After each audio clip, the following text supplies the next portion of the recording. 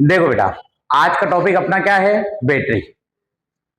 कल भी थोड़ा बहुत समझाया था। बैटरी कितने तरीके की होती है? दो, एक प्राथमिक और एक द्वितीयक, प्राइमरी और सेकेंड। प्राथमिक का मतलब होता है जो चार्ज नहीं हो सकती, और सेकेंडरी का मतलब होता है जो चार्ज हो सकती है। प्राथमिक में दो सेल मैंने अपन को एनसीईआरटी के बेसिस पे पढ़ना है। एक है शुष्क सेल, जो कि लेक्लांसी के सेल भी कहलाती है, उस पे काम करती है। मतलब ये वाली सेल आप ही देखते हो, ये कौन सी सेल दिख रही है आपको? घड़ी की सेल, दीवार घड़ी की सेल। और एक मर्क्यूरी सेल। मर्क्यूरी सेल मतलब वो छोटी सेल, घड़ी में जो यूज होती है ना, मर्क्यूरी सेल आगे आएगी, जैसे यहाँ पर देख लीजिए, ये है आपकी कौन सी सेल? Mercury cell. ये कहां पर यूज होती है बेटा?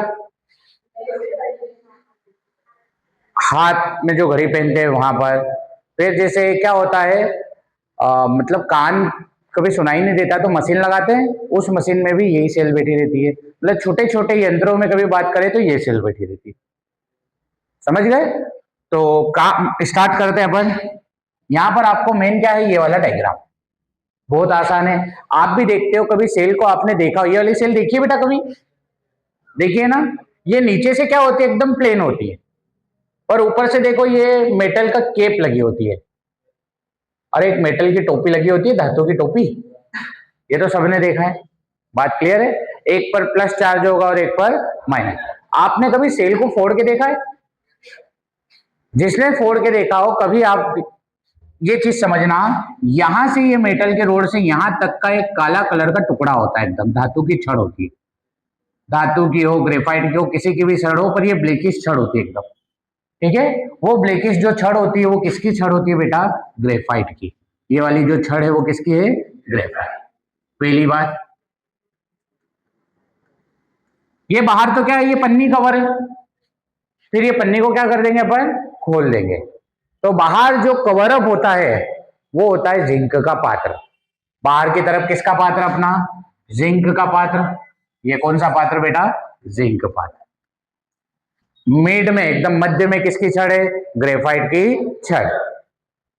जिंक की छड़ या जिंक का पात्र काम करेगा इसमें एनोड की भांति। किसकी भांति काम करेगा? और ये ग्रेफाइट की रोड किसकी भांति कार्य करेगी? कैथोड की भांति। दो चीजें क्लियर हो गई? अरे दो क्लियर हो गई।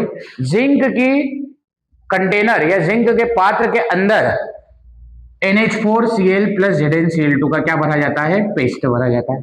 मतलब ये वाली जगह पर कौन भरा हुआ है? NH4Cl तथा ZnCl2 का पेस्ट। और ग्रेफाइट की छड़ की बाहर की ओर, ये ग्रेफाइट की छड़ है बेटा, इसके बाहर की ओर भरा जाता है MnO2 तथा कार्बन का पेस्ट।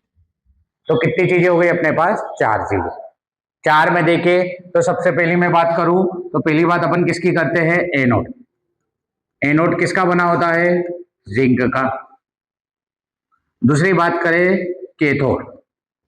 कैथोड किसका बना होता है? अरे ग्रेफाइट। ग्रेफाइट का बना हुआ है।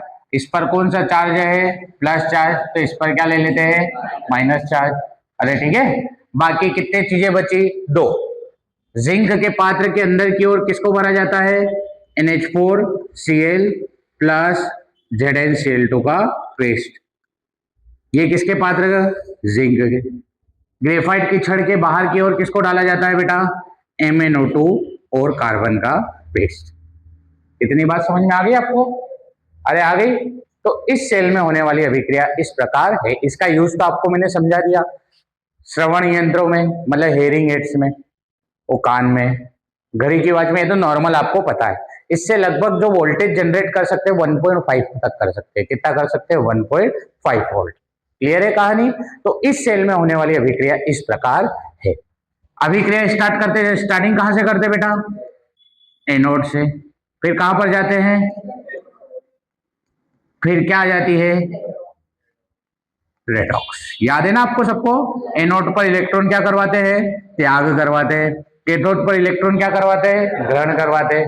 फिर दोनों को मिलाकर इलेक्ट्रॉन लिखने की कोई जरूरत नहीं है। कौन सी अभिक्रिया बन जाती है? रेडॉक्स। ये बात तो करते ही अपन। एनोड पर कौन है बेटा? जिंक है। एनोड पर कौन है? ये रहा जिंक का पात्र। इलेक्ट्रॉन त्यागेगा। जिंक जो दो त्यागता है वो दो इलेक्ट्रॉन त्यागता है। Zn किस में कन्वर्ट हो गया बेटा, Zn2+ में, और कितने इलेक्ट्रॉन त्याग दिए, 2 इलेक्ट्रॉन। यहां पर एक बात समझना, ये Zn ने भैया इलेक्ट्रॉन त्याग दिए और काय में आ गया, ये इधर Zn डाइपॉजिटिव।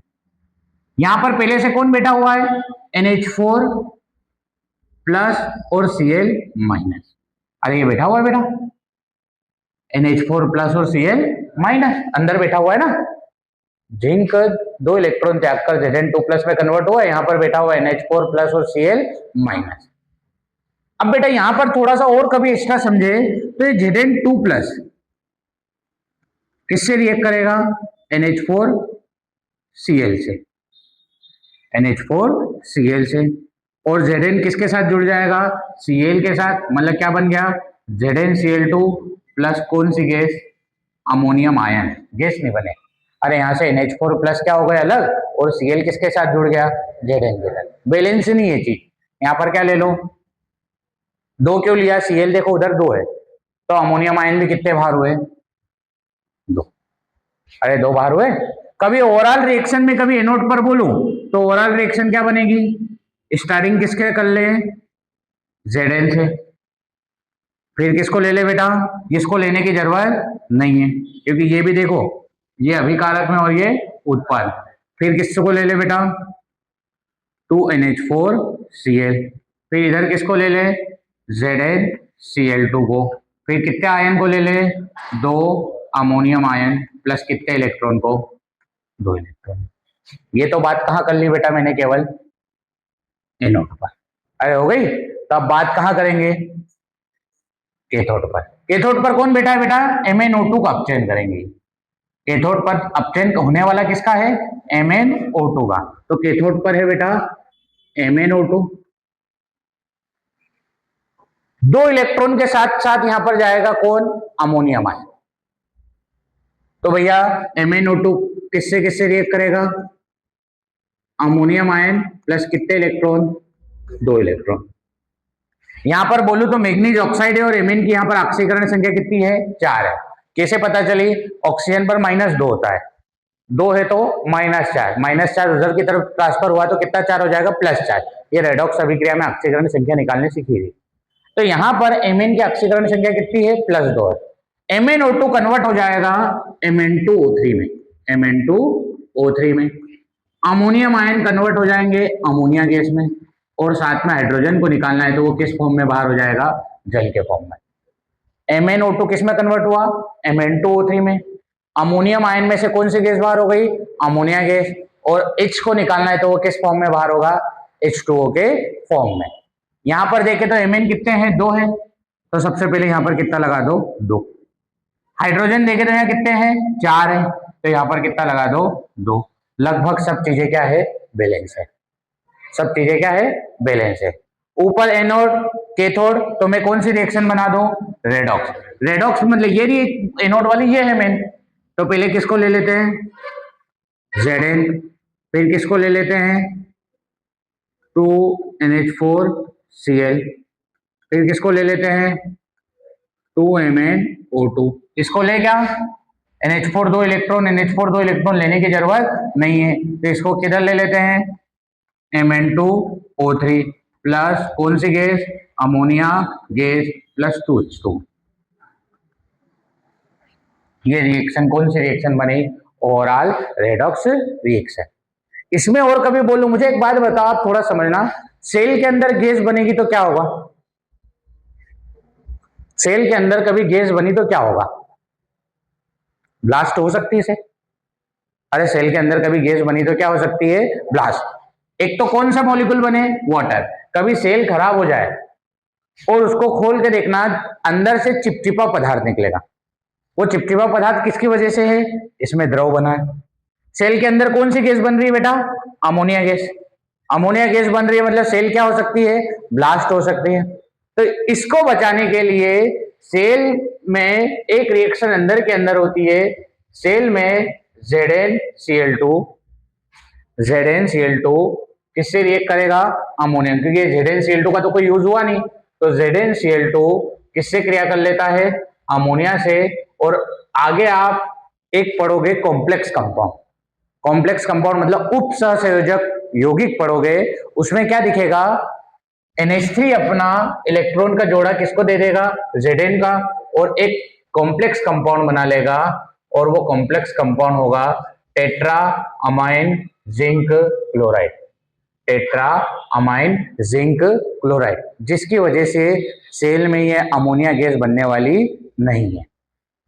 एक बार वापस रिपीट करते हैं, सेल के बाहर की तरफ कौन सा पात्र है, जिंक का पात्र है, मिड में मध्य में कौन है, ग्रेफाइट की छड़ है, जिंक का छड़ किसकी भांति, जिंक का पात्र किसकी भांति कार्य कर रहा है, एनोड की भांति, ग्रेफाइट की छड़ किसकी भांति कार्य कर रही है, कैथोड की, जिंक के पात्र के अंदर के ओर किसका पेस्ट भरा हुआ है, अमोनियम क्लोराइड और जिंक क्लोराइड का पेस्ट, और ग्रेफाइट की छड़ के बाहर की तरफ किसका पेस्ट भरा हुआ है, MnO2 और कार्बन का पेस्ट। खत्म काम।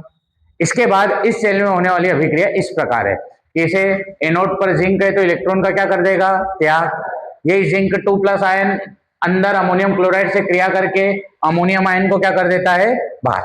ओवरऑल रिएक्शन देखे तो ये ओवरऑल रिएक्शन बनी, ये अमोनियम आयन और 2 इलेक्ट्रॉन कहाँ जाएंगे, कैथोड पर, किसका अपचयन करना है, MnO2, MnO2 किस में कन्वर्ट हो जाएगा, Mn2O3 में, अमोनियम आयन किस में कन्वर्ट हो जाएंगे, अमोनिया गैस में, और H को बाहर करना है तो वो किस फॉर्म में बाहर हो जाएगा, H2O के फॉर्म में। ये ओवरऑल रिएक्शन बन गई। ओवरऑल रिएक्शन के बाद बोलो तो यहाँ पर कौन सी गैस बन रही है, अमोनिया गैस। ये अमोनिया गैस को हटाने के लिए जो जिंक क्लोराइड है वही अमोनिया से क्रिया करके कौन सा कंपाउंड बना लेता है, कॉम्प्लेक्स कंपाउंड। कॉम्प्लेक्स कंपाउंड का मतलब होता है